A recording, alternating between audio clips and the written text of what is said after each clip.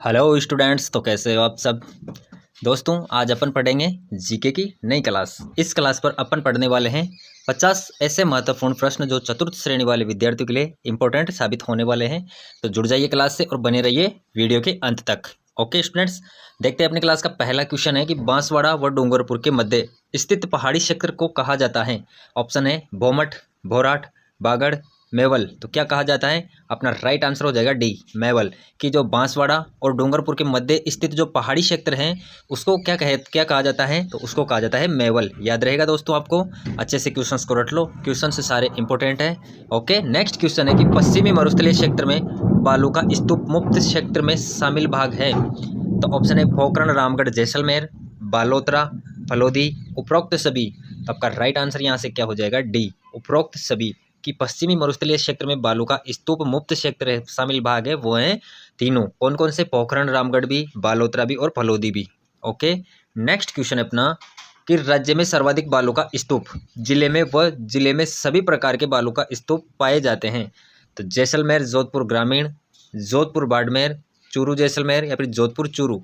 तो आपका right answer क्या हो जाएगा? ए, जैसलमेर, जोधपुर ग्रामीण। कि राज्य में सर्वाधिक बालू का स्तूप तो जैसलमेर जिले में व जोधपुर ग्रामीण जिले में सभी प्रकार के बालू का स्तूप पाए जाते हैं। ठीक है साथियों, क्वेश्चंस की अपने अपने हर क्वेश्चंस की अपनी अपनी इंपॉर्टेंस है, क्योंकि ये सारे वह क्वेश्चन है जो हर एग्जाम में कहीं ना कहीं रिपीट हुए वाले क्वेश्चन है। तो अच्छे से क्वेश्चंस को रट लो, दिमाग में बिठा लो, क्वेश्चंस को अपने को अच्छे से ध्यान में रखते हुए पढ़ना है। नेक्स्ट क्वेश्चन है कि निम्नलिखित जिलों में से किस जिले का प्राचीन नाम शिवकूप या किरातकूप था? तो आपका राइट आंसर क्या हो जाएगा? ऑप्शन देखते हैं पाली, बाड़मेर, जालौर, बीकानेर। तो आपका राइट आंसर हो जाएगा बाड़मेर। कि शिवकूप या किरातकूप के नाम से किसको जाना जाता था? बाड़मेर को। ओके, अगला क्वेश्चन देखते हैं अपन कि राजस्थान की आकृति विषम कोणीय चतुर्भुज है। उक्त कथन पहली बार निम्नलिखित में से किस विद्वान ने बताया था? तो ऑप्शन है हुड्रो, विल्सन व कर्नल टोड। सेकेंड ऑप्शन है कर्नल टोड। थर्ड ऑप्शन है टी.एच. हैंडले। डी ऑप्शन है एन.के. जोसेफ। तो किसने बताया था? तो आपका राइट आंसर हो जाएगा सी, टी.एच. हैंडले ने। ओके बच्चों, चलो अगला क्वेश्चन है कि राजस्थान को भौतिक प्रदेशों में बांटने का सर्वप्रथम प्रयास किसके द्वारा किया गया? क्वेश्चन ने पूछा है कि राजस्थान के जो भौतिक प्रदेश हैं इनको बांटने का सर्वप्रथम प्रयास किया, वो किसने किया गया था? तो VC. Mishra, SK. Sen, Ramlochan Singh, AM. Heron. तो किसने किया था? अपना राइट आंसर हो जाएगा ए, वी.सी. मिश्रा। जिन्होंने भौतिक प्रदेशों को बांटने का सर्वप्रथम प्रयास किया था वह थे वी.सी. मिश्रा। ए करेक्ट हो जाएगा आपका। अगला क्वेश्चन है साथियों कि केवड़ा की नाल किस जिले में स्थित है? तो सीकर, उदयपुर, सिरोही, कोटा। तो आपका राइट आंसर क्या हो जाएगा? बी, उदयपुर। की केवड़ा की नाल किस जिले में स्थित है? तो वह स्थित है उदयपुर में। कहाँ पर? उदयपुर में। ओके, अगला क्वेश्चन देखते हैं कि सूराघाट या शिवपुर घाट स्थित है। तो सूराघाट और शिवपुर घाट कहाँ पर स्थित है?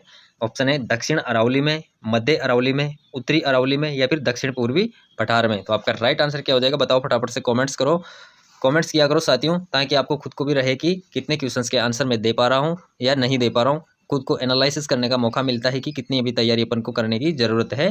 तो कमेंट्स किया करो आंसर को। ओके, तो सूराघाट एवं शिवपुर घाट स्थित है, तो कहाँ पर स्थित है? मध्य अरावली में। कहाँ पर? मध्य अरावली में। बी आपका राइट आंसर हो जाएगा। ओके, चलो नेक्स्ट क्वेश्चन पर आ जाते हैं अपन।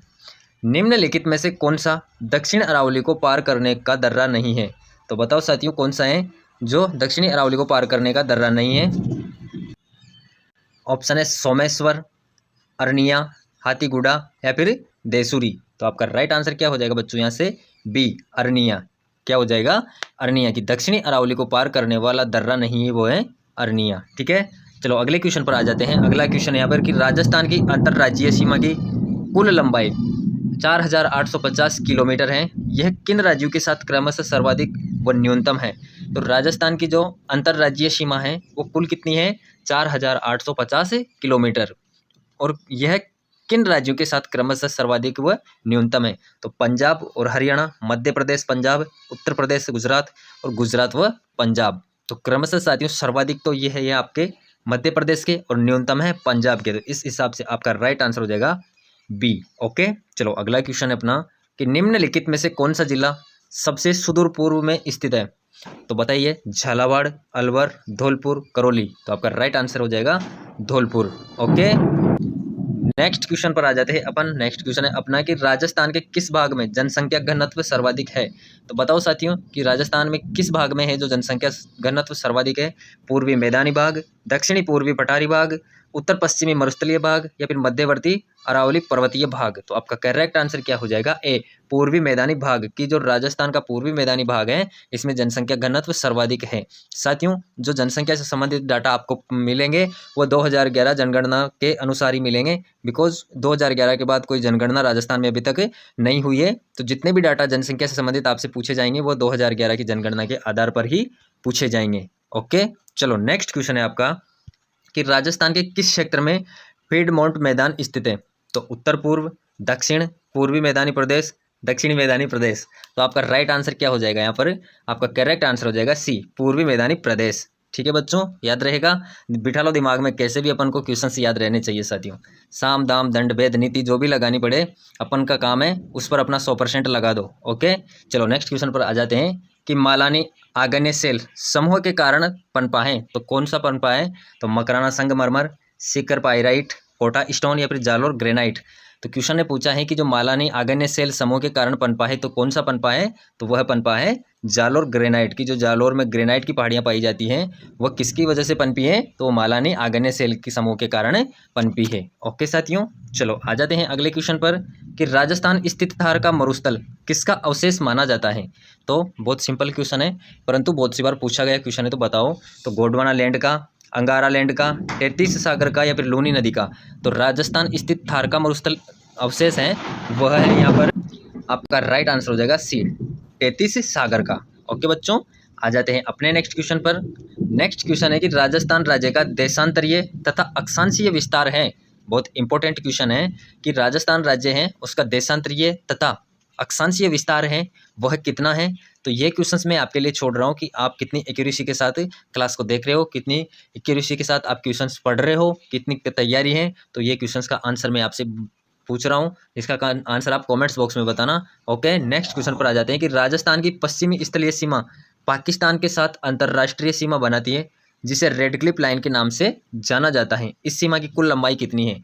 तो बहुत अच्छा क्वेश्चन है कि जो राजस्थान की पश्चिमी स्थलीय सीमा है पाकिस्तान के साथ जो इंटरनेशनल बॉर्डर बनाती है उसका नाम क्या है, रेड क्लिफ। कौन सी रेखा है, रेड क्लिफ लाइन, यानी कि रेड क्लिफ रेखा के नाम से भी इसे जाना जाता है। इसकी लंबाई आपसे पूछा है तो कितनी है, ऑप्शन है 5920 किलोमीटर, 1070 किलोमीटर, 4850 किलोमीटर या फिर 464 किलोमीटर। तो आपका राइट आंसर कितना हो जाएगा, 1070 किलोमीटर। इसको आप यूँ भी बोल सकते हो 1070 किलोमीटर। ठीक है, ये आपको याद रखना है। अगला क्वेश्चन है कि निम्नलिखित में से असंगत को छांटिए। तो इसमें से चारों ऑप्शन में से असंगत को अपन को छांटना है। पहला ऑप्शन है कि राजस्थान की स्थलीय सीमा की कुल लंबाई 5920 किलोमीटर है। सेकेंड ऑप्शन है कि राज्य की पाकिस्तान के साथ अंतर्राष्ट्रीय सीमा की लंबाई 2070 किलोमीटर है।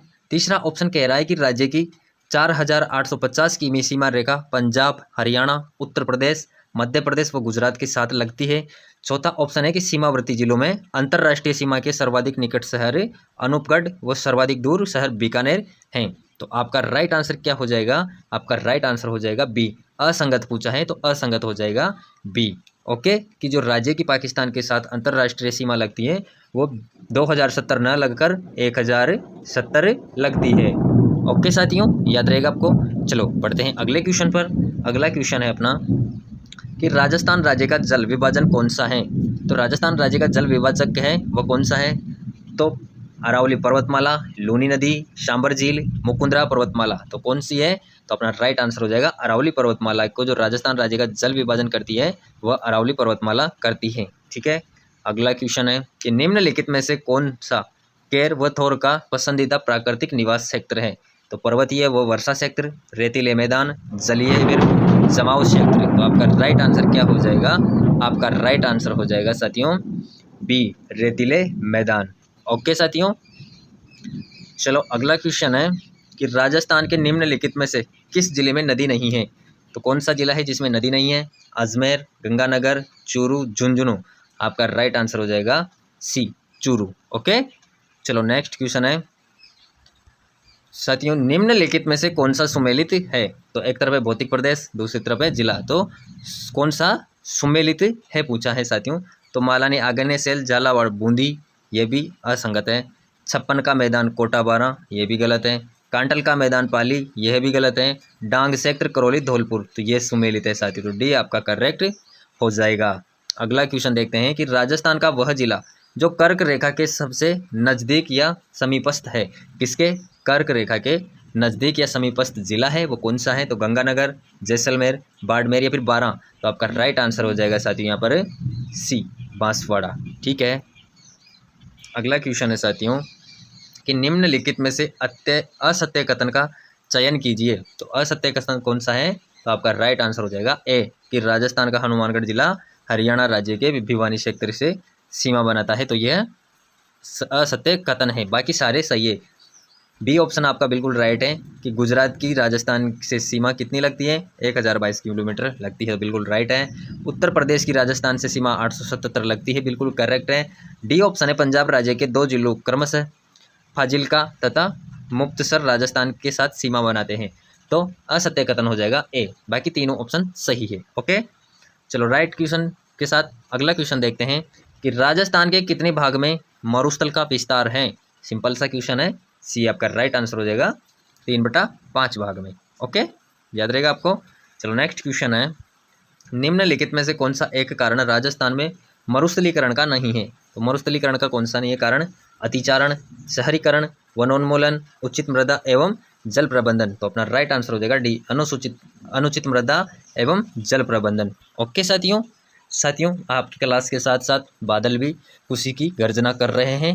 जिस प्रकार बारिश आने पर धरती खुश होती है, उसी प्रकार एक विद्यार्थी खुश होता है जब उसके सामने वैकेंसी निकल कर आती है।